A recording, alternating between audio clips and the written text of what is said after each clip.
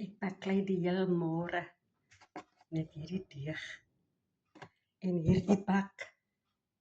Dit is nou al so ver, maar ek is besig om bolletjies te maak en om dit uit te rol.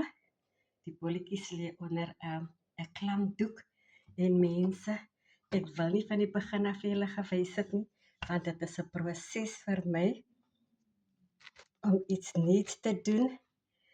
En hier rol ek dit uit, een van die bolletjies uit.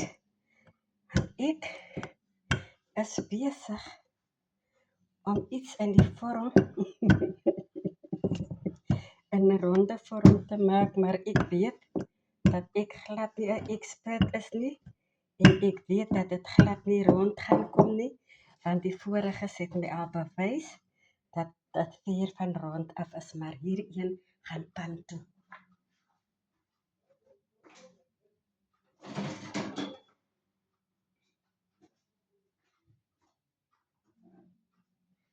En dit is waarmee ek die hele oggend baklei het.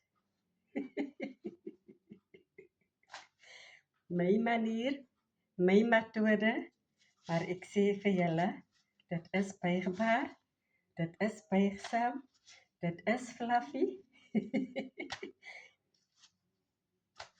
En ek is trots op myself. Iets vir ons om te eet. Later in die middag, want ons is besig om na die gebedgroep toe te gaan. En dit is hoekom ek gespook het om ons kos vroegtydig klaar te maak.